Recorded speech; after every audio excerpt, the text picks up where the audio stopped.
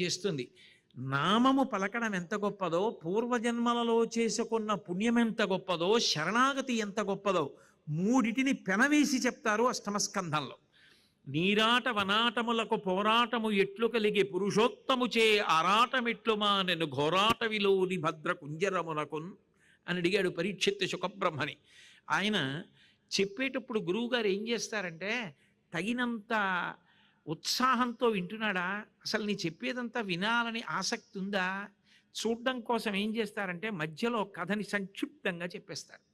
చెప్పేస్తే శిష్యుడు ఆర్తితో అడుగుతాడు, ఆగండి ఆగండి ఆగండి, అయ్యయ్యో అదేమిటండి అలా అనేశారు, అలా ఎలా జరుగుతుంది గురువుగారు, అది ఎలా సాధ్యం అంటాడు. అది విని సంతోషించి గురువు చెప్తాడు. ముందు హ్రస్వంగా చెప్పేశాడంతే శుకబ్రహ్మ. ఒకప్పుడు హరి ఎక్కడో అరణ్యంలో ఉన్నటువంటి కొలనులో ఉన్న మొసలి చేత చిక్కినటువంటి ఏనుగు శరణాగతి చేస్తే గబగబా బయలుదేరి వెళ్ళి సుదర్శన చక్రంతో ఆ మొసలిని ఖండించి ఏనుగుని కాపాడాడు అన్నారు. చెప్పి తర్వాత ఘట్టంలోకి వెళ్ళిపోతున్నాడు. పరీక్షిత ఒక్కసారి జోక్యం చేసుకుని అది ఉత్సాహంతో శ్రోత వింటున్నాడు, అధికారి అయ్యాడు అని గుర్తు. నీరాటవనాటములకు పోరాటము ఎట్లు కలిగే పురుషోత్తము చేయారాటమెట్లు మానెను ఘోరాటవిలోని భద్రకుంజరమునకు. ఎక్కడో అరణ్యంలో ఏనుగుందా, అది నేల మీద తిరుగుతుందా, నీటిలోకి వెడితే దానికి బలం లేదా, నీళ్లల్లో మొసలుందా, నీళ్లల్లో ఉన్న మొసలి భూమి మీదకి రాదా, వచ్చిన నీళ్లల్లో ఉన్నప్పుడున్న బలం భూమి మీద ఉండదా, అటువంటిది నీళ్లల్లోకి ఏనుగు ఎందుకు వెళ్ళింది, నీళ్లు తాగాలంటే ఒడ్డున ఉండి తొండంతో తాగచ్చు కదా, నీళ్లు తాగాలనుకున్నవాడు బిందెలో దూరక్కర్లేదు, బిందెలోంచి తీసుకు తాగచ్చు కదా, అయినప్పుడు అసలు ఏనుగు సరోవరంలోకి ఎందుకు వెళ్ళింది, మొసలెందుకు పట్టుకుంది, మనుష్యులకే భగవంతుడు గుర్తురాడు కదా, ఏనుగు పురుషోత్తముడైన విష్ణువుని ఎందుకు పిలిచింది, ఆయన ఎందుకు బయలుదేరి వచ్చాడు, అరణ్యంలో జంతువులు ఒకదాన్నొకటి హింసించుకోవా, ఇది పిలిస్తే ఆయన ఎందుకు వచ్చాడు, మొసల్ని ఎందుకు చెప్పాడు, ఏనుగుని ఎందుకు కాపాడాడు, నాకు కొంచెం వివరంగా చెప్పవలసింది అన్నాడు. అంటే అప్పుడు చెప్పడం మొదలుపెట్టాడు. ఒకప్పుడు పాలసముద్రంలో త్రికూటమనబడేటటువంటి ఒక గొప్ప పర్వతం ఉండేది. దానికి 10,000 యోజనముల పొడుగు వెడల్పు ఎత్తుతో ఉండేది. దానికి బంగారు శిఖరము, వెండి శిఖరము, ఇనప శిఖరము, 3 శిఖరములు ఉండేవి. ఆ పర్వతం మీద ఉండేటటువంటి అరణ్యాలలో చాలా గొప్ప ప్రాణి ఏది అంటే ఏనుగు. సర్వసాధారణంగా మృగరాజు అని సింహాన్ని పిలుస్తాం, కానీ ఆ త్రికూటం మీద ఉండేటటువంటి ఏనుగుల గుంపులుండేవే అవి చీకట్ల గుంపుల్లా ఉండేవి. కొద్దిగా సూర్యాస్తమయం అవుతుంటే ఏనుగుల గుంపులు వచ్చినట్టుగా చీకట్ల గుంపులు వచ్చి ఆవరిస్తాయి. అలాగే దాహం వేసినప్పుడు అవన్నీ కూడా గుహలలోంచి బయలుదేరి సాయంకాలం వేళ బయటికి వచ్చి నడుస్తుండేవి. ఆ ఏనుగుల గొప్పతనం ఏమిటంటే, తలగవు కొండలకైనను మలగవు సింగములకైన మార్కును కడిమిన్ గలగవు పిడుగులకైనను ఇలబల సంపన్న వృత్తి ఏనుగు గున్నల్. ఏమీ ఆంధ్రీకరించారండి పోతన గారు. వేరొక్కసారి ఆయన పాదాలకి శిరస్సు పాటించి నమస్కారం. ఎంత గొప్ప ఏనుగులంటే అవి తలగవు కొండలకైనను, కొండ అడ్డొస్తే మేము కొండ పక్క నుంచి వెళ్ళడం ఏమిటి అని కొండ శిఖరాన్ని తమ కుంభస్థలంతో బద్దలగొట్టి పెడతాయి కానీ పక్క నుంచి వెళ్ళవుట. అంత పొగరబోతు ఏనుగులవి. తలగవు కొండలకైనను మలగవు సింగములకైన మార్కును కడిమిన్. సింహం కల్లోకి వస్తే ఏనుగు చచ్చిపోవాలి. అలాంటిది సింహం ఎదురొస్తే ఆ ఏనుగు దాంతో యుద్ధం చేయడానికి సిద్ధపడుతుంది, కవ్విస్తుందట సింహాన్ని రమ్మని. అంత పొగరు కలిగినటువంటి ఏనుగులు. మలగవు సింగములకైన మార్కొను కడిమిన్ గలగవు పిడుగులకైనను. పిడుగుపడి పెద్ద చప్పుడొస్తే ఏమిటా చప్పుడైన ఆకాశం వంక తిరిగి ఎదురు తిరిగి ఘీంకరిస్తుందిట. గలగవు పిడుగులకైనను ఇలబల సంపన్న వృత్తి ఏనుగు గున్నల్. ఎంత పెద్ద మాట వేశారో. ఇంత బలం భూమి మీద ఉంటేనే ఇంకొక భూతమునందు పనికిరాదు. అగ్నిలో కానీ, వాయువులో కానీ, ఆకాశంలో కానీ, నీటిలో కానీ ఏనుగు బలం ఉండదు. పైగా ఏనుగు బలమే ఏనుగుకి ప్రతిబంధకం. దాని ఒళ్ళే దాని బలం, దాని బరువే దాని బలం. అందుకే అది ఎక్కువ ఎగరలేదు, అంగుళం కూడా ఎగరలేదు. ఎందుకంటే దాని ఒంటి బరువు దానికి ఎక్కువ. అసలు రహస్యం అంతా వేరు గజేంద్రమోక్షణ కథలో. అది నేను ఎక్కడో మధ్యలో అవకాశం వచ్చినప్పుడు ప్రస్తావన చేస్తాను. కాబట్టి తలగవు కొండలకైనను మలగవు సింగములకైన మార్కును కడిమిన్ గలగవు పిడుగులకైనను ఇలబల సంపన్న వృత్తి ఏనుగు గున్నల్. ఎంత గొప్పగా వర్ణించారంటే పోతన గారు. ఆ ఏనుగుల గుంపులు వస్తుంటాయిట. వస్తుంటే పెద్ద పులి ఏదైనా అలా వెళ్ళిపోతుంటే ఇవన్నీ అడ్డు నించుని అది వెళ్లకుండా దారి అడ్డేసి దాన్ని ఆడిస్తాయిట. అది భయపడిపోయి ఎటు పారిపోదామా అని చూసేట్టు చేస్తాయిట. అంతంత భయంకరంగా అంత ఎత్తున ఉంటాయిట. ఏదో గురువాయూరులో రాత్రిపూట కృష్ణ పరమాత్మ ఊరిరిగింపు వస్తాయి భద్రకజాలు, అంతంత ఎత్తునుంటాయి. అంతంత ఎత్తు కన్నా ఇంకా పెద్ద ఎత్తు అయినటువంటి ఏనుగుల గుంపులు, దానికి ఒక నాయకుడు, దానికి ఒక గొప్ప ఆ రాజు. ఆ రాజు ఎన్ని లక్షల మందో పరివారం, అంత పరివారం, అంతమంది భార్యలతో ఆయన ఉంటాడు. ఒక్క భార్యలే 10,00,00,000,000 10,00,00,000,000 మంది భార్యలు ఆయనకి. అంటే ఆయన ఎంత బలవంతుడో, ఇక పరివారం ఎంత ఉంటుందో ఆలోచించండి. అటువంటి ఏనుగుల గుంపులు వస్తుంటేట సాయంకాలం వేళ నీళ్లు తాగడానికి పులుల మొత్తంబులు పొదరిండ్లలో దూరు ఘోరభల్లూకముల్ గుహలసొచ్చు భూదారములు నేల బొరియలలో దాగు హరిదంతములకేగు హరిణచయము మడుగులలో దాగు మహిష సంఘంబులు గండశైలంబుల కపులబాకు వాల్మీకముల సొచ్చు వనభుజంగంబులు నీలకంఠంబులు నింగికెగయు వెరచి చామరీమృగంబులు వీచువాల చామరముల విహరణ శ్రమమువాయ భయద పరిహేల విహరించు భద్రకరుల గాలి సోకిన మాత్రాన జాలినుంది అన్నారు. ఆ ఏనుగుల గుంపులు వస్తుంటేట పులులన్నీ కూడా పారిపోయి పొదరిళ్లలో దాక్కుంటాయిట. ఈ ఇలుకుబంట్లన్నీ కూడా పరిగెత్తుకుంటూ వెళ్ళిపోయి ఎక్కడో గుహల్లోకి వెళ్ళిపోతాయిట. భూదారములు నేల బొరియలలో దాగు అడవి పందులన్నీ గోతులు తీసుకుని గోతుల్లో దూరిపోతాయిట. భూదారములు నేల బొరియలలో దాగు హరిదంతములకేగో హరిణచయము దిగ్గజములు ఉండేటటువంటి ప్రదేశం వరకు, భూమి చివర వరకు పారిపోతాయిట లేళ్ళు జింకలు ఆ ఏనుగుల్ని చూస్తే. అంతేకాదుట మడుగుల దొరబారు మహిష సంఘంబులు దున్నపోతులన్నీ నీళ్ల మడుగుల్లోకి వెళ్ళిపోయి కనపడకుండా నీళ్లలో దూరిపోయి పడుకుంటాయిట. గండశైలంబుల కపులుపాకు కొండల మీద ఉన్న పెద్ద పెద్ద శిలల మీదకి కోతులన్నీ ఎక్కేసి కూర్చుని కిచకిచలాడుతూ ఉంటాయిట ఏనుగుల గుంపులు చూసి భయపడిపోయి. వాల్మీకముల చొచ్చు వనభుజంగంబులు పెద్ద పెద్ద నాగుపాములు కూడా భయపడిపోయి ఏనుగులు వచ్చేస్తున్నాయని గబగబా పాకుతూ వెళ్ళిపోయి కలుగుల్లోకి వెళ్ళిపోతాయిట. నీలకంఠంబులు నింగికెగయ్యం, నిజానికి నెమలంత ఎత్తి ఎగరదు, కానీ నెమళ్ళు ఆకాశానికి ఎగిరిపోతాయిట ఇవి వస్తున్నాయని. పాపం చామరీ మృగం ఎక్కడికి పోతుంది? చామరీ మృగానికి పెద్ద తోకుంటుంది, కుచ్చు, దాని వెంట్రుకలు తీసే చామరం చేస్తారు. ఆ చామరం భగవంతుడికి వేస్తే ఆయనకి అలసట తీరుతుంది. అందుకే మనం అభిషేకం పూజ అంతా చేశామనుకోండి, ఆయనకి కొంత బడలిక కలుగుతుంది. ఆ బడలిక పోవడానికి రాజోపచారాల్లో చామరం వేస్తారు. అది చామరీ మృగం యొక్క వెంట్రుకలు. ఆ చామరీ మృగాలు ఏం చేసాయంటే పారిపోలేక తోకలు బరువు కదూ, అందుకని ఏనుగులు వస్తుంటే మేము భగవంతుడికి మా వెంట్రుకలు తీసి చామరం చేసి చామరం వేస్తారు, మేము మా తోకలెత్తి మీకు చామరాలు వేస్తాం, మమ్మల్ని ఏం చేయకండి. తోకలెత్తి ఏనుగులకి చామరాలు వేస్తాయిట. వెరచి చామరీ మృగంబులు వీచువాల చామరముల భయద పరిహేల విహరించు భద్రకరుల గాలి సోకిన మాత్రాన జాలినుంది. ఆ ఏనుగుల గాలి తగిలేటప్పటికీ చామరీ మృగాలు కూడా అంత భయపడిపోతాయి. అంత గొప్ప ఏనుగుల గుంపు. ఇవి అన్నీ కూడా యథేచ్ఛగా పరమ సంతోషంగా ఎంతో ఆనందంగా గడిపేస్తున్నాయి.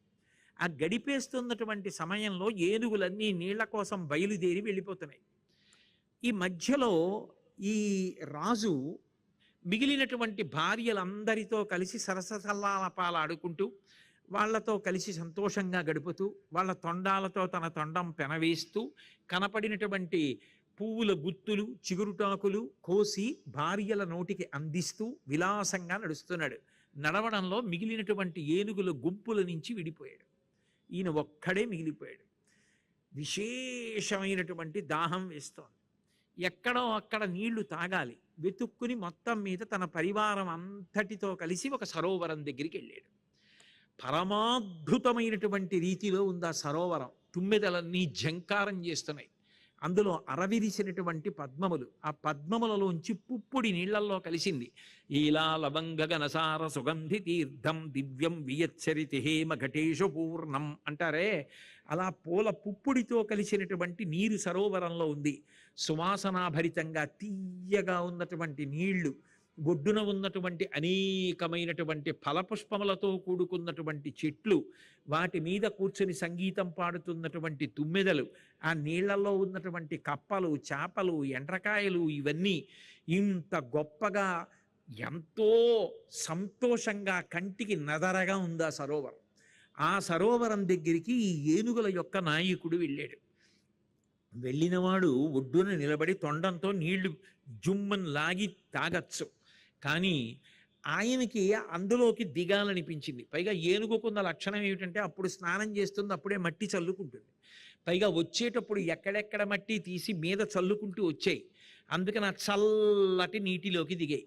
తుండంబుల పూరించుచు గండంబుల చల్లుకొనుచు గళగళ రవముల్ బిండుకొన వలద కడుపుల నిండన్ వేదండ కోటి నీటిన్ త్రాగెన్. ఎంత గొప్పగా చెప్పారో పోతన గారు.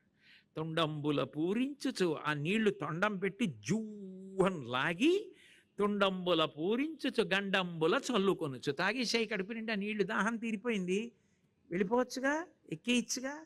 ఏదో వెంకటాచలంలో పుష్కరిణి స్నానానికి వెళ్ళిన వాడు ముందు పుణ్యం కోసం దిగి ఆ తర్వాత అందులో ఆటలు మొదలెట్టినట్టుగా అందులో ఆటలు మొదలెట్టి ఆ నీళ్లు తీసి ఒక ఏనుగు ఇంకొక ఏనుగు యొక్క గండస్థలం మీద చల్లుతోంది. ఆ చల్లడం కూడా జ్యూస్ అని చల్లుతూ ఉంటే ఆ తొండంలోంచి నీటి ధారలు వచ్చి కడుతున్నాయి. చిన్ని చిన్ని కళ్ళు కదూ, అవతలది కళ్ళు మూసుకొని అది కూడా లాగి దీని మీద చల్లుతోంది. మరి అందరికీ నాయకుడు కదూ గజరాజు, అందుకని ఆయన్ని సేవించాలి. భార్యలందరూ కలిసి ఆయన చుట్టూ నిలబడి తొండాలతో నీళ్లు లాగి అన్నీ కలిసి ఆయన మీద చిమ్మి అన్నాయి. అబ్బా ఎలా ఉన్నావో తెలుసా, సెలయేళ్లు పారుతున్నటువంటి ఒక గొప్ప పర్వతం ఎలా ఉంటుందో గజరాజా అలా ఉన్నాయి. పొగట్ట మత్తు మాత్ర, ఒక్కొక్క మాత్ర వేసుకున్న కొద్దీ మత్తెక్కిపోయినట్టు ఒక్కొక్క మాట అంటుంటే అంత పొంగిపోయాడు. దాన్ని ఎంతవరకు తీసుకోవాలో అంతవరకే తీసుకుంటే ప్రమాదం లేదు, అతిగా తీసేసుకుంటే లేనిపోని గొడవ. ఎక్కువ తేనె తాగిన వాడు మత్తెక్కిపోయినట్టుగా పొగట్టలకు అలవాటు పడిపోతే మత్తెక్కిపోయిన అంతవాడు లేడు అనుకుని గోతిలో పడిపోతాడు. అందుకే ఆయన ఎవరికీ లొంగట్లేదండి అంటే ఓ సభ పెట్టి సత్కారం చేసేసి ఓ బిరుదిచ్చేయండి అన్నారు. చాలు, అదొక్కటి చూసుకుని పాడైపోతాడు. బలహీన మనస్తత్వం ఉన్నవాడైతే నిజమండి, నేను అందరి పెద్దల్ని అంటలేదు, నా బోటిగాడైతే పాడవుతాడేమో. కాబట్టి ఆ తొండంబుల పూరించుచు గండంబుల చల్లుకొనుచు గళగళ రవముల్ మెండుకొన వలద కడుపుల నిండన్ వేదండ కోటి నీటింత్రాగెన్. పెద్ద పెద్ద తొట్లలా ఉన్న కడుపుల నిండా నీళ్లు తాగేసి ఆయన మీద నీళ్లు పోసి సెలయేర్లు పారుతున్న కొండలా ఉన్నావయా అన్నారు కొంతమంది భార్యలు. మిగిలిన వాళ్ళు ఊరుకుంటారేమిటి, మరి వాళ్ళేనేమిటి నీళ్లు పోసి అక్కడికి ఆయన యొక్క ఆదరభావాన్ని పొందేవాళ్ళు. అందుకని మిగిలిన వాళ్ళు ఏం చేశారంటే తామర పువ్వులు కోసి తీసుకొచ్చి ఆయన మీద పెట్టి, ఈ తామర పువ్వులతో ఉన్న నిన్ను చూస్తే సహస్రాక్షుడైన ఇంద్రుల్లో ఉన్నావు తెలుసా అన్నారు. వెంటనే మిగిలిపోయిన వాళ్ళు వచ్చి ఆ పువ్వులన్నీ తీసి అవతల పారేశారు.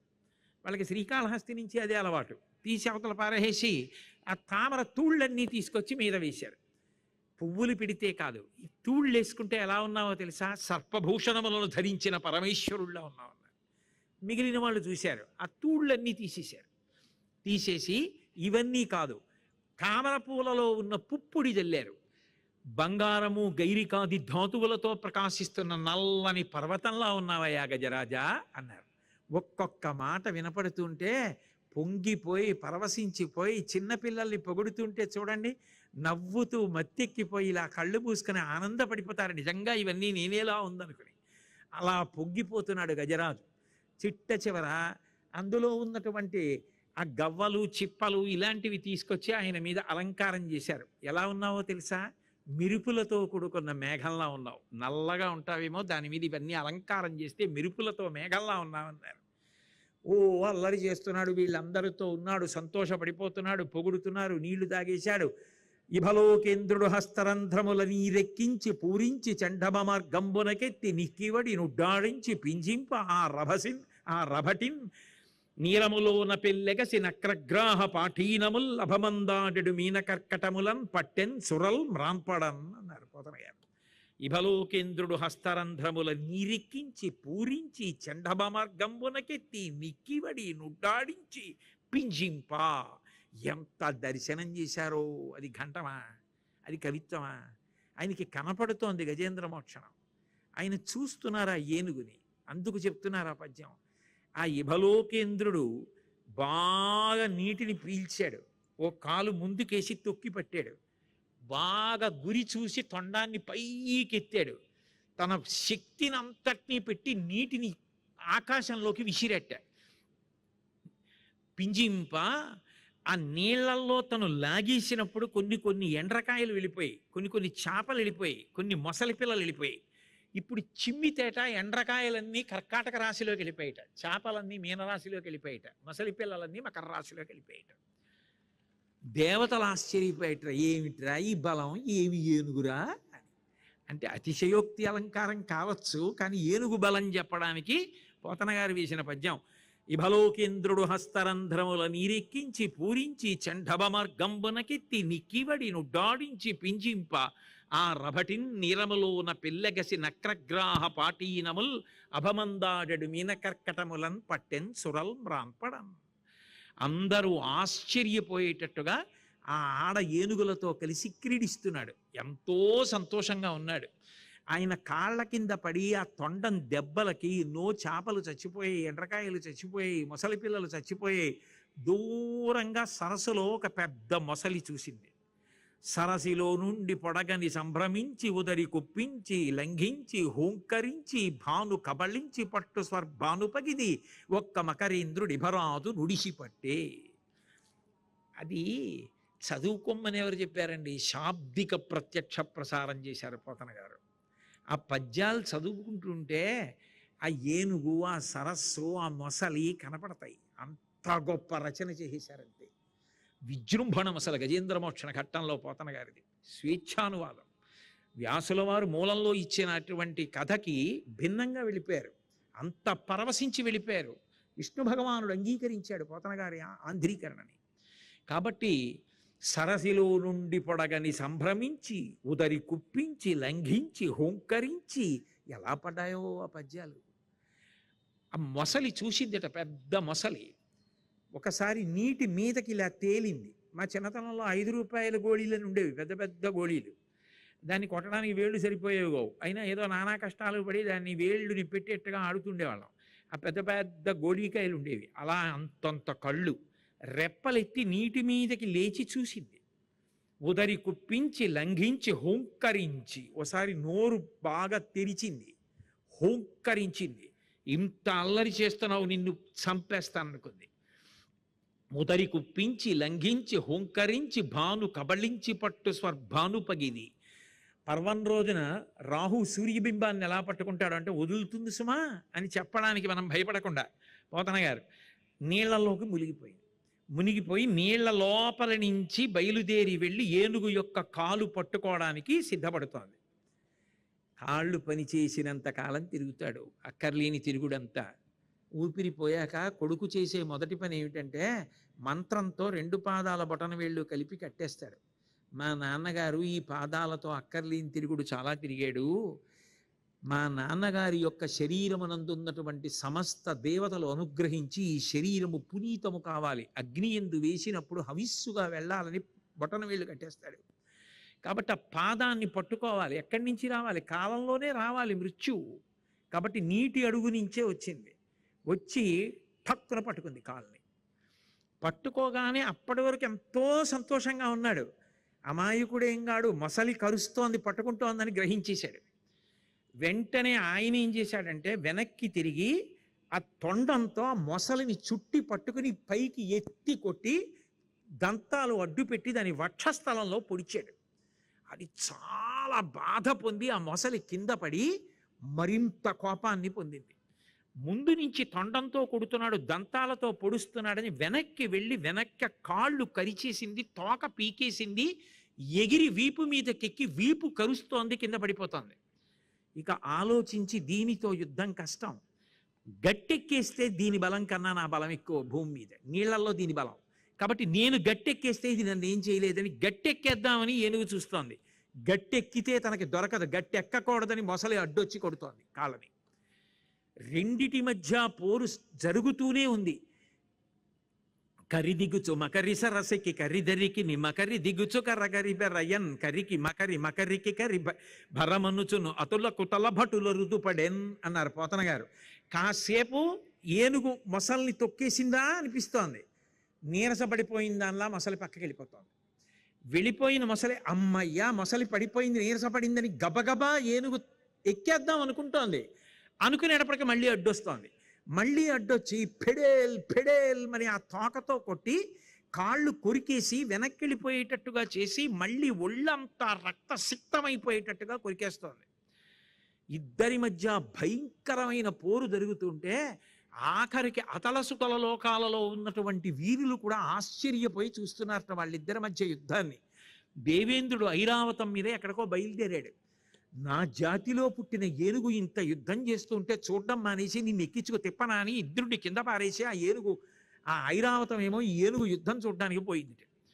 మకరితోడ పోరు మాతంగ విభుని ఒక్కరినిడించి పోవ కాళ్ళు రాక కోరి చూచుచుండే కుంజరీయుధంబు మగలు తగులు కారె మగువలకును వెర్రి వదిలిపోవడానికి పద్యం ఒక్కడి చాలు పోతన గారు ఇచ్చింది. ఎందుకని అంటే మకరితోడ పోరు మాతంగ విభుని. ఇంతకాలం ఎవరైనా ఇంత పరివారం, ఇన్ని కోట్ల మంది, ఇన్ని లక్షల మంది భార్యలు ఇప్పుడేమయ్యారు? మీరు నన్ను అన్యథా అనుకోకండి. ఇంటెన్సివ్ కేర్ యూనిట్లో పడుకొని ఒంటికి గొట్టాలన్నీ పెట్టేసిన తర్వాత తలుపేసేస్తే అందరూ అద్దంలోంచి చూసి వెళ్ళిపోయేవాళ్లే. 15 రోజులు 20 రోజులు అయిపోతే ఏమైనా అయితే చెప్పండి అని వెళ్ళిపోతారు. వదిలి వెళ్ళలేక పేరంటానికి కూడా వెళ్లకుండా తనేమీ చేయలేకపోయినా, బాధ పంచుకోలేకపోయినా భార్య మాత్రం అక్కడికే అన్నం తిప్పించుకు తిని పడుకుంటుంది. పడుకుని ఏం చేస్తుంది పిచ్చి తల్లి? బాధ తీసుకుంటుందా? తీసుకోదు. కానీ మగులు తగులు కారే మగువలకును ఆ బ్రహ్మముడు అలాంటిది బాగుండదు. ఆవిడ పేరంటానికి వెళ్ళిపోతే అందుకని ఆవిడ పడుకుంటుంది. ఆవిడ ఉంటే ఒకవేళ అలా ఆయన పడుకుంటాడు. ఏం చేస్తాడు పెద్ద ఆయన? ఆవిడకి అలా ఉంటే ఆయన ఎక్కడికో పెళ్ళికో పేరంటానికో ఉపన్యాసాలకో పెడితే బాగుంటుంది ఏమిటి? అందుకని ఆయన అక్కడే పడుకోవాలి. అది వాళ్ళిద్దరికీ ఇప్పుడు బ్రహ్మముడే. మిగిలిన వాళ్ళు ఉంటారు, వెళ్ళిపోతారు, దానికి ఉంది. అందుకే ఏమైపోయారు ఈ పరివారం. అందుకన్నాడు అప్పుడు, నానానేక పయూధముల్ పెద్ద కాలంబు వనంబులో సన్మానింపన్ దశలక్ష కోటి కరణీనాథుండనయ్యుండి మద్దానాంభ పరిపుష్ట చందన లతాంత ఛాయలం దుండలేక నిరాశ ఇటేల వచ్చితి భయం పెట్లు కదే ఈశ్వరా అన్నాడప్పుడు. ఎందుకు వచ్చిన పని చేశాను అసలు? నేను ఎంత గొప్పవాణ్ణి! నానానేక పయూధముల్ వనములో నన్ పెద్ద కాలము సమ్మానింపన్ దశలక్ష కోటి కరణీనాథుండనయ్యుండి 10 లక్షల కోట్ల మంది భార్యలకి భర్తని. అంటే పరివారం ఎంత పరివారం! దశలక్ష కోటి కరణీనాథుండనయ్యుండి మద్దానాంభ పరిపుష్ట చందన లతాంత ఛాయలందుండలేక నేను దానాలు చేసినప్పుడు ఇదం నమమా అంటూ విడిచిపెట్టిన నీళ్లు ఏరులై ప్రవహిస్తే గంధపు తోటలు మొలిచాయి. వాటి నీడలో పడుకోకుండా ఎందుకు వచ్చింది ఇక్కడికి? వచ్చాను నీళ్లు ఒడ్డు నుండి తాగక ఎందుకు దిగినట్టు, ఎందుకు మొసలి చేత చిక్కినట్టు. ఇప్పుడు ఎవరు నన్ను రక్షించేవాళ్ళు? అందరూ వెళ్ళిపోయారు. ఎవరి ఆకలి వాళ్ళది, ఎవరి గొడవ వాడిది, ఎవరి ఉద్యోగం వాడిది, ఎవరి మానాన వాడు వెళ్ళిపోయాడు. ఒక్క ఉండేది ఎవరు అంటే వాళ్ళు ఒక్కళ్ళే ఉన్నారు, భార్యలు. మకరితోడపోరు మాతంగ విభుని ఒక్కరినిడించిపోవ కాళ్ళు రాక కోరి చూచుచుండే కుంజరీయుధంబు మగలు తగులు కారే మగువులకును. ఏమి పద్యం అండి పోతన గారిది! వెర్రి కాల్చేయడానికి పద్యం ఒక్కటి చాలు, బాగా పట్టుకోగలిగితే. ఎందుకు వచ్చిన అల్లరి? నువ్వు చేసిన పాపం పుణ్యం తప్ప నీతో వచ్చేవి ఏమి ఉండవు సుమా, తస్మాత్ జాగ్రత్త జాగ్రత్త అని చెప్పడానికి ఆ పద్యం చాలు. అయితే ఇందులో చమత్కారం ఏమిటంటే అసలు కథా ప్రారంభంలోనే త్రికూటము అన్నారు. త్రికూటము అంటే సత్వరజస్తమో గుణములతో కూడుకున్నటువంటి ఈ శరీరమే త్రికూటము. దీనికి బంగారు శిఖరము, వెండి శిఖరము, ఇనప శిఖరము ఉన్నాయి. బంగారు శిఖరము అంటే సత్వగుణం, వెండి అంటే రజోగుణం, ఇనుము అంటే తమోగుణం. 3 శిఖరములు అంటే జాగ్రత్త స్వప్న సుషుప్తులు.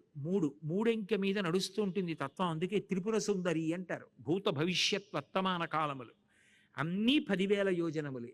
ఎంతకాలమైనా ఏం చేస్తాడు? ఇంద్రియములు లేచుంటే లేచున్నాడు, పడుకున్నాడు. స్వప్నం వచ్చిందంటే ఇంకా మనసు నిద్రపోలేదు. ఆ తర్వాత మనసు కూడా ఆత్మలోకి వెళ్ళిపోయింది, సుషుప్తిలోకి వెళ్ళిపోయాడు. మళ్ళీ తెలివి వచ్చింది, జాగృతిలోకి వచ్చాడు. మళ్ళీ పడుకున్నాడు, కల వచ్చింది, స్వప్నంలోకి వెళ్ళాడు. మళ్ళీ గాఢ నిద్రలోకి పోయాడు, సుషుప్తిలోకి వెళ్ళాడు. మళ్ళీ తెలివి వచ్చింది, జాగృతిలోకి వచ్చాడు. ఎన్నాళ్ళైనా 3లో తిరుగుతాడు. ఇవాళ కాసేపటికి భూతకాలం అయిపోతుంది, వెళ్ళిపోయిన కాలం. మళ్ళీ భవిష్యత్తు మీద ఆశ, జరుగుతున్న వర్తమానం బాగుండాలని కోరుకుంటాడు. భూత భవిష్యత్ వర్తమాన కాలములు. కాసేపు సత్వగుణం, ప్రశాంతంగా ఉంటాడు. కాసేపు ఏదో కోరిక, రజోగుణం. కాసేపు నిద్ర, తమోగుణం. ఈ మూడిటిలోనే తిరుగుతూ ఉంటాడు. అందుకే మూడే శిఖరాలు. అది త్రికూటం. అది ఎక్కడో ఉండదు. కూటం అంటే అజ్ఞానం, ఇక్కడే ఉంది. ఈ శరీరంలో ఉన్న జీవుడు, వీడు ఎన్ని కోట్ల జన్మలెత్తాడో. సంసారం అంటే ఏదో కాదు, జనన మరణ చక్రం, మృత్యువు. దాంట్లో పడిపోతూ ఉండడం, మళ్ళీ పుడుతూ ఉండడం. పునరపి జననం పునరపి మరణం పునరపి జననీ జఠరే శయనం జిహ సంసారే బహుదుస్తారే కృపయాపారే పాహిమురారే. పుడుతుండా చస్తుండా, పుడుతుండా చస్తుండా, తిరుగుతుండా. ఇది ఎప్పుడు చచ్చిపోయాను గతంలో, ఎన్ని కోట్ల జన్మలలో ఎప్పుడెప్పుడు చచ్చిపోయాను అంటే మృత్యువుతో పోరాడుతూనే ఉన్నాడు, సంసారంతో పోరాడుతూనే ఉన్నాడు. జీవుడు విడుదల పొందాలని కుదరదు, ఆ విడుదల పొందలేకపోయాడు. అందుకే మళ్ళీ పుడుతూనే ఉన్నాడు. అందుకే ఏనుగు మొసలతో ఎంతకాలం పోరాడింది అంటే, అలయక సొలయక వేసట నొలయక కరి మకరితోడ నుద్దండత రాత్రులు సంధ్యలు దివసంబులు సలిపెన్ పోరొక్క 1000 సంవత్సరముల్. ఎంత గొప్ప ఆంధ్రీకరణం! అలయక సొలయక. ఎంత వైద్యశాలలో పడుకున్నా, ఎన్ని రోజులు అయిపోయినా ఇంటికి వెళ్ళిపోతానేమో అన్న ఆశే తప్ప అలిసిపోయాను, అబ్బా పోతే పోయింది లేదు అంటారా? ఎలా అంటాడు నాబోటి అజ్ఞాని? అలయక సొలయక వేసట నొలయక కరి మకరతోడ నుద్దండత రాత్రులు సంధ్యలు దివసంబులు. రాత్రుళ్ళు, సంధ్యాకాలాలు, దివసాలు, ఎప్పుడు ఎన్ని జన్మలు, ఎన్ని కోట్ల జన్మల్లో ఎన్ని మాటలు మృత్యువుతో పోరాడానో ఆఖరికి సూలిపోయాను. సలిపెన్ పోరొక్క 1000 సంవత్సరముల్. 1000 అంటే సంస్కృతంలో సహస్రం, సహస్రం అంటే అనంతం, లెక్కకందనిది. 10,00,000 కోటి కరణీనాథుండనయ్యుండి. 10 లక్షల కోట్ల మంది భార్యలు. ఎవరికి? జీవుడికి. ఇవాళ ఈ శరీరంలో ఉన్నాడు. ఇప్పుడు ఈ జన్మలో నాకు ఒక ధర్మపత్ని ఉంది, ఇక్కడికి రాలేదు కానీ ఉంది. కానీ ఈ జీవుడు వేరొక శరీరంలో ఉన్నప్పుడు అప్పుడో భార్య ఉంది. ఎన్ని కోట్ల జన్మలు ఎత్తానో, అన్ని కోట్ల జన్మలలో అంతమంది భార్యలు ఉన్నారు, అంతమంది పిల్లలు ఉన్నారు, జీవుడికి ఉన్నారు. ఇప్పుడు ఈ జీవుడు ఈ శరీరంలోకి వచ్చాక ఒక ధర్మపత్ని ఉంది, ఈ శరీరంలోకి వచ్చాక కొంతమంది పిల్లలు ఉన్నారు. మళ్ళీ ఇంకో శరీరంలోకి పోతే ఎదురింట్లోనే పుట్టినా తెలియదు, వీళ్ళు నా పిల్లలే ఒకప్పుడని తెలియదు. కాబట్టి 10,00,000 కోటి కరణీనాథుండనయ్యుండి మద్దామాంభ పరిపుష్ట చందల లతాంతఛాయలందుండలేక నీరాశ ఇటేల వచ్చితి భయం బెట్లో కదే ఈశ్వర. జీవుడు తిరుగుతూనే ఉన్నాడు, కష్టపడుతూనే ఉన్నాడు. సంసారం మృత్యువు నుంచి విడుదల పొందాలి, ఇక చావకూడదు. చావకూడదంటే ఇక పుట్టకూడదు. కానీ ఏది సంసారం నుంచి విడుదలేది? ఆ పాపాలు పుణ్యాలు ఓపిక ఉన్నంతకాలం చేస్తూనే ఉన్నాడు, మళ్ళీ అనుభవించడానికి మళ్ళీ పుడుతూనే ఉన్నాడు. మళ్ళీ సంసారం, మళ్ళీ మగ్గుతున్నాడు, మళ్ళీ సత్వరజస్తమో గుణాలు, మళ్ళీ జాగ్రత్త స్వప్న సుషుప్తులు, మళ్ళీ భూత భవిష్యత్ వర్తమాన కాలాలు, మళ్ళీ సత్వరజస్తమో గుణాలు, ఆ శిఖరం మీదకి ఈ శిఖరం, ఈ శిఖరం నుంచి ఆ శిఖరం, అన్ని 10,000 యోజనాలు తిరుగుతూనే ఉన్నాడు. ఇదే బాగుంది అనుకుంటున్నాడు, మళ్ళీ చచ్చిపోతున్నాడు, మళ్ళీ పుడుతున్నాడు. అదే సంసార భ్రమణ పరితాపోపశమనం అంటారు భగవద్భక్తి అయితే శంకరులు. ఇది గజేంద్ర మోక్షణం. అందుకే గజ అంటే జగ, తిరగేయండి. గజ ఏనుగు, జగ తిరగేస్తే జగ, జగత్ అంతటి కథ ఇందులో ఉంది. ఏనుగు నడ్డు పెట్టి చెప్తున్నాం. జరగలేదా? జరిగింది. కానీ ప్రతిరోజు పారాయణ చేయండి, నిత్యపారాయణ చేయండి అని ఎందుకన్నారంటే గజేంద్ర మోక్షణాన్ని మన కథే కాబట్టి గజేంద్ర మోక్షణం రోజు చదువుకుంటే వెర్రి విరిగిపోయి భగవంతుని యందు భక్తి నిలబడుతుంది అన్నారు. కాబట్టి పాపం ఆయన చేసే పోరు ఆయన చేస్తున్నాడు, కష్టపడుతున్నాడు అంత. ఆఖరికి ఎముకలన్నీ విరిగిపోయి, ఎందుకంటే లేచి కొట్టేస్తోంది తోకతో. ఆ కొట్టినప్పుడల్లా ఎముకలు విరిగిపోయి తోక అంతా కొరికేసింది, కడుపు అంతా కొరికేసింది. వైద్యశాలలో ఉన్న తర్వాత ఇంకా ఏమి తినడానికి ఏముంటుంది? నోట్లో గొట్టం పెట్టి ఎక్కిస్తుంటే కడుపు కొరికేలా. కాబట్టి కడుపు కొరికేసింది, తోక కొరికేసింది, వీపు కొరికేసింది, ఎముకలు విరిగిపోయాయి, సంధిబంధములు జారిపోయాయి. ఎవ్వరూ లేరు. ఏమైనా అయితే చెప్పండి అని వెళ్ళిపోయారు. ఎవరికైనా అంతే కదా, ఓ రోజు చూస్తారు, 2 రోజులు చూస్తారు, 15 రోజులు చూస్తారు, 20 రోజులు చూస్తాడు. వాడు అమెరికాలో ఉద్యోగం చేసుకుంటున్నవాడు వాడు మాత్రం ఎన్నాళ్ళు ఉంటాడు? బాబయ్య అంతగా ఏమైనా అయితే చెప్పు బాబయ్య, ఎన్నాళ్ళు ఉద్యోగం వదిలేస్తానని వాడు తుర్రుమంటాడు. వాడు మళ్ళీ ఏమైనా అయితే అంటే దాని అర్థం ఏంటి? కాబట్టి ఎవరుంటారు? ఆవిడ ఒక్కతే ఉంటుంది అంతే. మకరితోడ పోరు మాతంగ విభుని ఒక్కరి నిడించిపోవ కాళ్ళు రాక కోరి చూచుచుండే కుంజరీయుధంబు మగలు దగులు గారె మగువలకను. అందుకని ఆవిడే ఉండాలంతే. కాబట్టి అలాగే చేస్తున్నాడు యుద్ధం. పాపం మొసలి, దానికి చాలా అనువు ఏర్పడిపోయింది. ఇంకా ప్రతిఘటించగలిగిన శక్తి ఏనెక్కిపోతోంది. పాదద్వంద్వము నేలమోపి పవనున్ బంధించి పంచేంద్రియోన్మాదంబున్ పరిమార్చి బుద్ధిలతకున్ మారాకు హత్తించి నిష్కేద బ్రహ్మ పదావలంబనరతిన్ క్రీడించు యోగీంద్రు మర్యాదన్ అక్రమ విక్రమించ కరి పాదాక్రాంత నిర్వక్రమై. ఈ ఒక్క పద్యం గురించి పెద్దలు ఎంత వ్యాఖ్యానం చేశారు. ఇది పోతన గారు తప్ప అన్యులు రాయలేరు ఈ పద్యం అన్నారు. ఒక యోగితో పోల్చారు మొసల్ని. పాదద్వంద్వము నేలమోపి చక్కగా ఏనుగు పాదం దగ్గర హాయిగా కూర్చుంది. పవనున్ బంధించి, ఒక యోగి చూడండి పద్మాసనంలో కూర్చుని ఊపిరిని బంధించి కుంభకంలోకి వెళ్ళి పంచేంద్రియాలు మనసు యొక్క ఉన్మాదాన్ని ఆపేసి వెనక్కి వెళ్ళిపోయి ఆత్మయందు నిలబడి పరమేశ్వర ధ్యానమునందు ఐక్యమైపోయినట్టుగా అక్కడే ఉండి ఏనుగు యొక్క కాలు నోట్లో పట్టుకుని కర్ర కర్ర కర్ర కర్ర నవిలేస్తోంది. నెత్తురు ధారల కింద కారిపోతోంది. అయితే తెలుగు భాషకి పట్టాభిషేకం జరిగిపోయింది. ఎలా అంటే పోతన గారు ఎంత లీనమైపోయారంటే ఆ పద్యరచన చేస్తున్నప్పుడు ఆయనకి ఏనుగు కాల్ని మొసలి పట్టుకుని కురుకుతూ ఉండడం కనపడుతోంది. ఆ కనపడుతున్నప్పుడు ఆయనకి కవిత్వంలో ఏమైపోయిందంటే ఆఖరి పాదలంలో నక్రము విక్రమించ కరి పాదాక్రాంత నిర్వక్రమై, కాకింద రావత్తు అన్ని మాటలు పడిపోయింది. నక్రము విక్రమించ కరి పాదాక్రాంత నిర్వక్రమై 4 మాటలు పడింది. మీరు బాగా ఆలోచించండి. కా బొద్దుగా ఉంటుంది. తెలుగులో కా అన్న అక్షరం బొద్దుగా ఏనుక్కాల్లో ఉంటుంది. దాని కింద రావత్తేశారనుకోండి మొసలు నోరు తెరిచి పట్టుకున్నట్టుంటుంది. పోతన గారి మనసులో నోరు తెరిచిన మొసలి ఏనుగు కాలు పట్టుకోవడం కనపడుతోంది. అంత తాదాత్మ్యత పొంది చేస్తున్న రచన.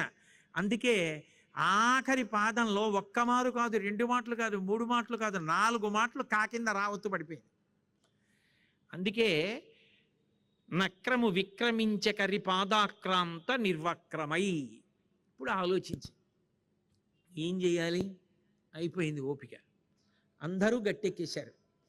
అంతమంది వచ్చి తొండంతో కొట్టేస్తే మొసలేమైపోతుంది అని మాత్రం నన్ను అడగద్దు. ఎందుకంటే అంతమంది వచ్చి కొట్టేసేది అది కాదు. ఎవరికి వాడు అనుభవించవలసిందే.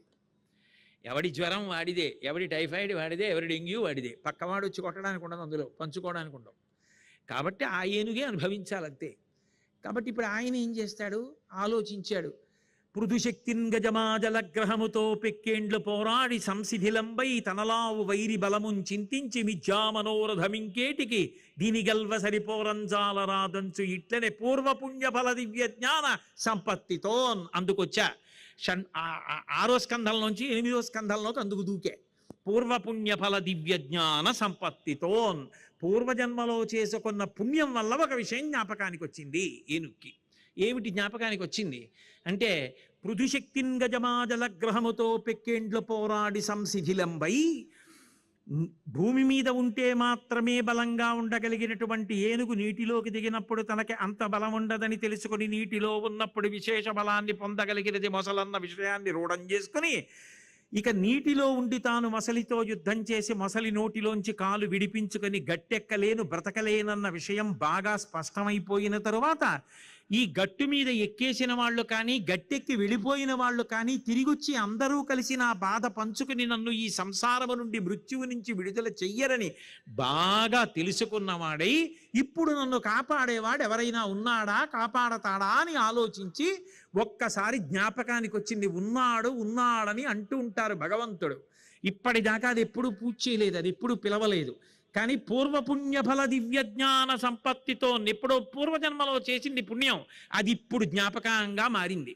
ఉన్నాడు భగవంతుడు అని జ్ఞాపకానికి వచ్చింది. జ్ఞాపకానికి వచ్చి భగవంతుణ్ణి పిలిచింది. పిలిచినప్పుడు చమత్కారం ఏమిటంటే అది ఏ పేరు పెట్టి పిలవాల. రామారా, కృష్ణారా, సీతారా, పార్వతీరా, శివారా, సుబ్రహ్మణ్యారా, వినాయకారా అంటే తెలిసిపోతుంది, వచ్చేస్తారు. అది ఏ పేరు పెట్టకుండా పోనీ భగవంతుని యొక్క గుణములా అంటే అలాగా మాట్లాడకుండా నన్ను వచ్చి భగవంతుడు కాపాడాలంతే.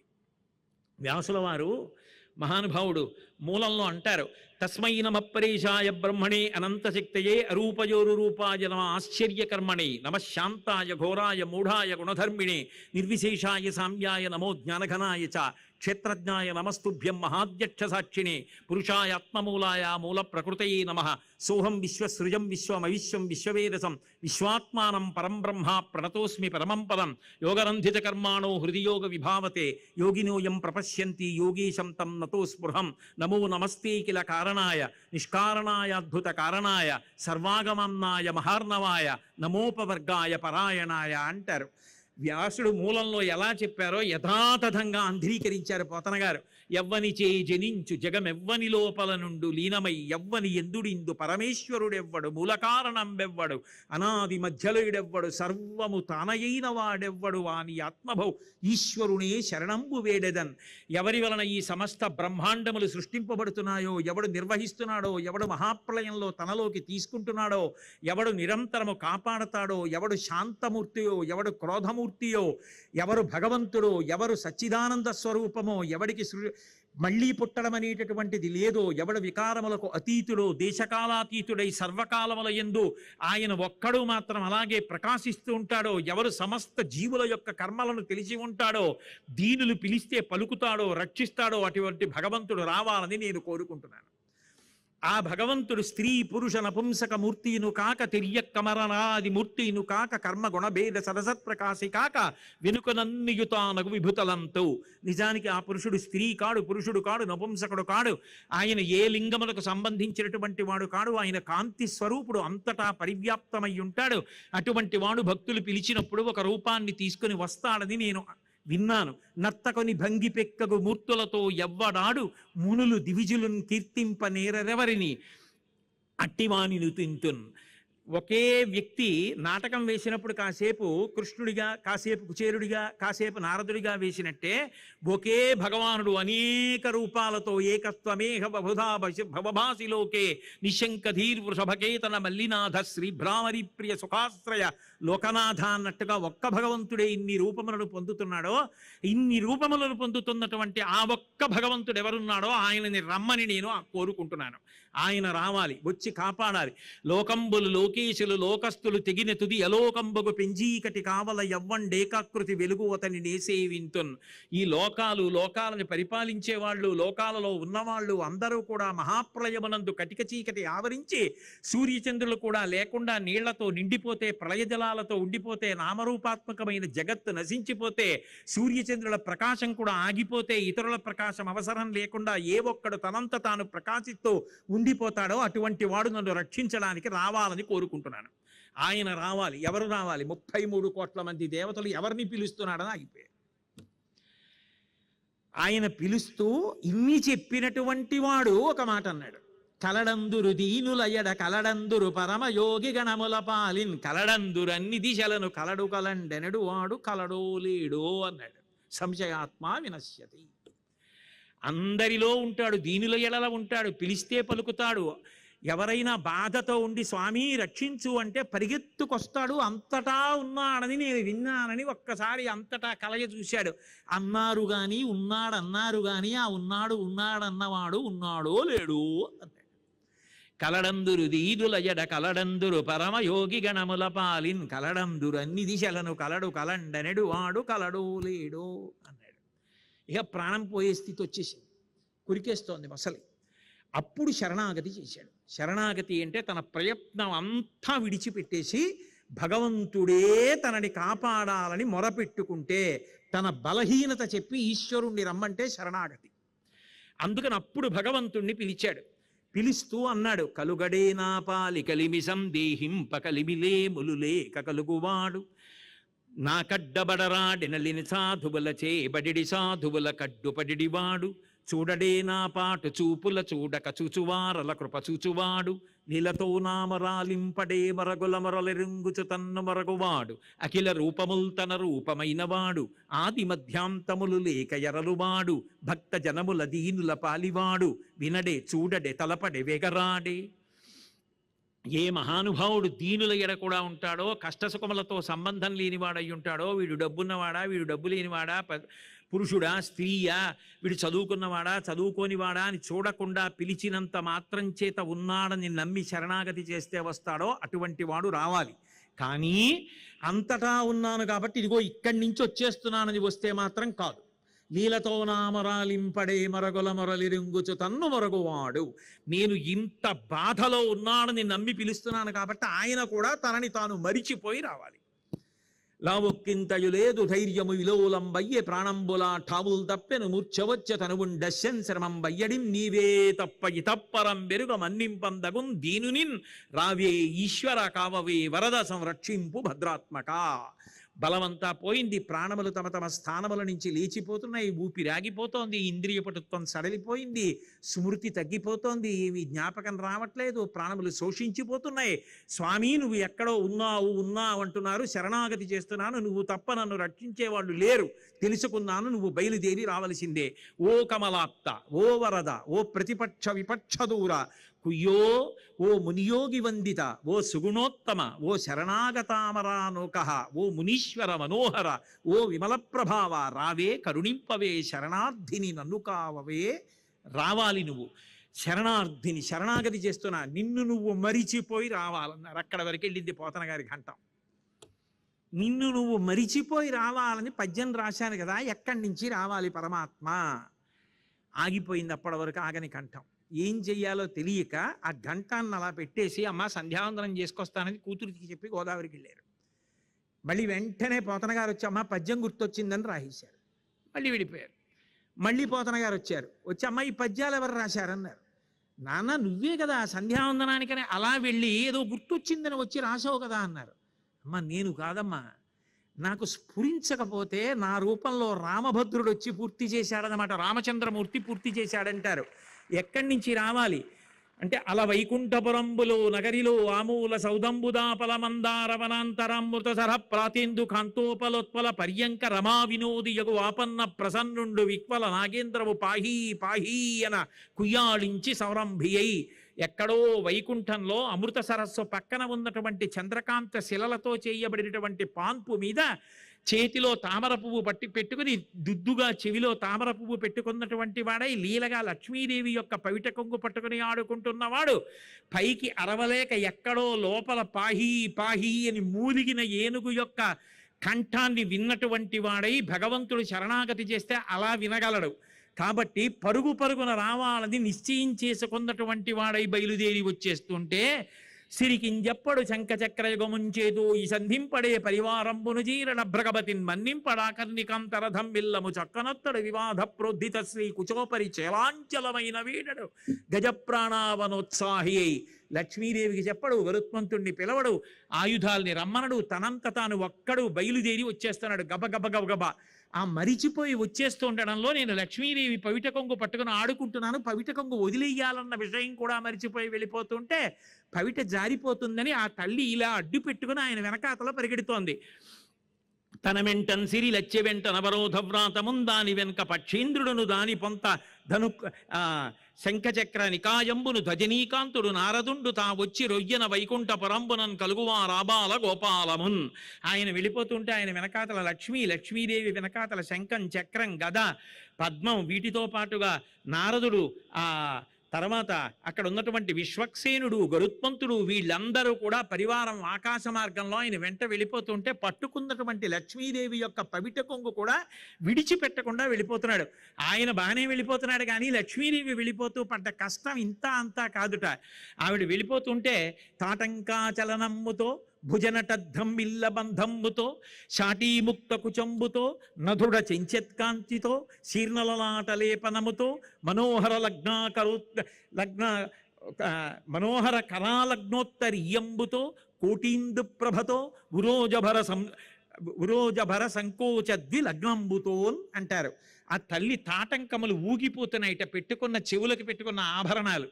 ఒక పక్క నుంచి పెద్ద కొప్పు, ఇంత కొప్పు ఉంటుంది ఆవిడికి, అందుకే అంతంత పెద్ద పూలు పెట్టుకుంటుంది. ఆ నడుస్తూ ఉండడంలో పవిట ఇలా పట్టుకు నడిస్తే భుజాలు ఇలా లేస్తుంటే కొప్పుకు అటు ఇటు తగిలి కొప్పు నృత్యం చేస్తోందిట. నడుము నకనకలాడిపోతోందిట, పెట్టుకున్న వడ్డాణం జారిపోతోంది. ఓ పక్క ఆయనేమో పవిట పట్టుకెళ్ళిపోతున్నాడు, ఇలా చేతులు పట్టుకుంది. నిటలాలకములంట నివురు ఝుంఝుమ్మని ముఖ సరోజము నిండ ముసురుదేంట్లు నలులను లోపక జిల్క అలనల్ల చేరిన యోష్టబింబజ్యుతలొడియనురుకు సుఖములను తోల చెక్షుర్ మీనములకు మందాకిని పాఠీన లోకమిగుచు మీనపంక్తులు దాట మేతీగతో రాయ చంపాలతలు మింట సరణికట్టు శంపలను త్రోల చక్రవాకంబులు కుచియుగంబును త్రాకి కొవ్వు చూపు మెలత మగులు పిరిది మెరియుతీగను పోలె జలదువర్ను వెనుక జల చనిడినప్పుడు అంటారు పోతన గారు. ఆ తల్లి వెడుతుంటే మొట్టమొదట ఆవిడ వెడుతున్నప్పుడు ఆవిడ ముఖం వంక చూసేట తుమ్మెదలు అచ్చు పద్మల్లా ఉంది, పద్మాననే పద్మఊరు పద్మాక్షి పద్మ సంభవే కదా, పద్మల్లా ఉంది, తేనె తాగుదామని తుమ్మెదలు వచ్చి వాలిపోతున్నాయిట. ఓ చేత్తో పవిట పట్టుకుని ఓ చేత్తో తుమ్మెదలు తోలుకుందిట. కొంచెం ముందుకు వెళ్ళేటప్పటికి ఆవిడ ఎర్రటి పెరివి చూసి దొండపండు అనుకుని చిలకలు వచ్చి కొరుకుతున్నాయిట. అయ్యయ్యో ఇది నా పెదివే, దొండపండు కాదని చిలకల్ని తోలిందిట. ఇంకొంచెం ముందుకు వెళ్ళేటప్పటికి ఆకాశగంగలో ఉన్న చేపలు ఆవిడ యొక్క కళ్ళు చూసాయిట. వక్రలక్ష్మీ పరివాహ చలన్మీనాభలోచన, చేపల్లా ఉంటాయి ఆ కళ్ళు. చిన్న చేపల్ని పెద్ద చేపలు తిందామనుకుని ఆకాశగంగలో ఉన్న చేపలు వచ్చి ఆ కళ్ళని కొరకబోతున్నాయిట. అయ్యో ఇవి నా కళ్ళు చేపలు కావని చేపల్ని తోలిందిట. ఇంకొంచెం ముందుకెళ్ళిందిట. మేఘాలు అనుకున్నాయిట మెరుపుతీగా మేఘం వెళ్ళిపోతున్నాయి. ఇద్దరు నల్లగా ఎర్రగా ఉంటారు కదా, మబ్బు మెరుగుతీగా వెళ్ళిపోతున్నాయి. మనం వెళ్ళాలా ఉంది, ఇంద్రుడు ఆజ్ఞాపించాడని మెరుపులన్నీ వచ్చేస్తున్నాయిట. అయ్యో అయ్యో మెరుపులు రాకండి, నేను మెరుపుతీగని కాను లక్ష్మీదేవిని అందిట. ఇంకొంచెం ముందుకెళ్ళేటప్పటికి చక్రవాక పక్షులు చూసి తమ చక్రవాకాలే అనుకుని వచ్చి ఆమె యొక్క వక్షస్థలాన్ని గుద్దుకున్నాయిట. అయ్యో ఇవి చక్రపాక పక్షులు కావు నా వక్షస్థలం అని చెప్పి చక్రవాక పక్షుల్ని తోలిందిట. ఇంత కష్టపడి విడుతోంది ఆవిడ. ముందుకి అడుగేసి స్వామి ఎక్కడికి ఎడుతున్నారండి అని అడుగుదామంటే అసలు పలికితే కదా. ఇంకొంచెం 2 అడుగులు వేస్తే గబగబా వెళ్ళిపోతున్నాడు. కాళ్ళకి కాళ్ళు తగిలి పడిపోతుందేమో తెలియదు. వీళ్ళందరూనేమో వెనక నుంచి వస్తూ అమ్మా ఎక్కడికి ఎడుతున్నాడమ్మా, అసలు అడుగమ్మా, ఏమిటమ్మా పరుగేమిటమ్మా అంటారు. అడుగుదామంటే ఆగడు. పోనీ ఇలా పిలుద్దామంటే పవిట పట్టుకుపోతున్నాడు. ఇలా చెయ్యి అడ్డు పెట్టుకుంది. పాపం ఎంత కష్టపడిందో. అడిగెదనని కడుబడి జను అడిగిన తన మగడు నుడుబడ నిన్నడయడగున్ వెడబెడ్డ సిడిముడి దడబడ నడుగిడ్డు నడుగిడ్డదు జడిమన్ నడుగిడ్డునే డలన్ అంటారు పోతన గారు. లక్ష్మీదేవి నడక ఎంత తడబడిందో శ్లోకం పద్యం కూడా అంత అందంగా తిరిగింది.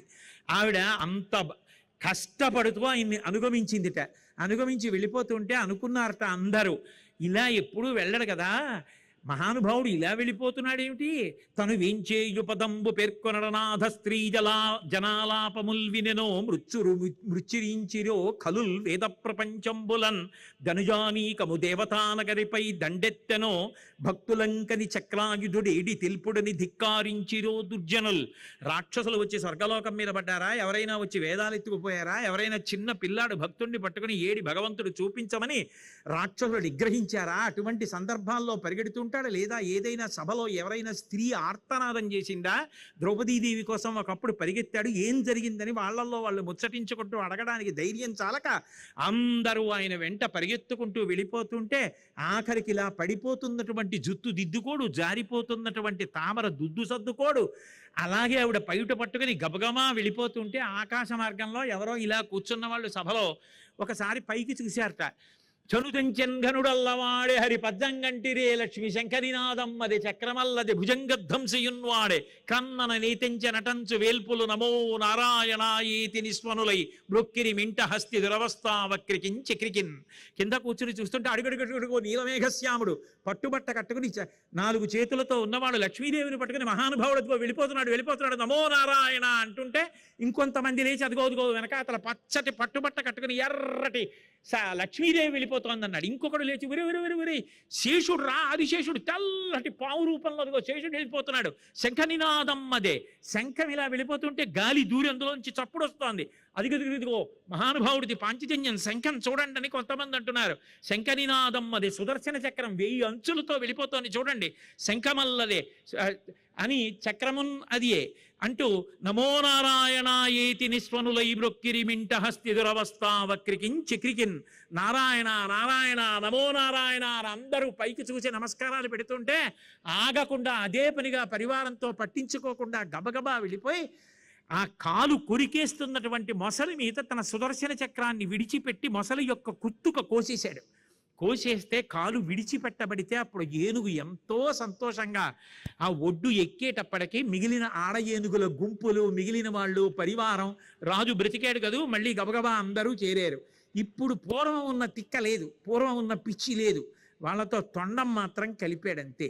కలిపి వచ్చి ఆ పైకి ఎక్కలేకపోతుంటే తొండాన్ని పట్టుకుని పైకి లాగి శ్రీమన్నారాయణుడు ఒళ్ళు నిమిరాడు.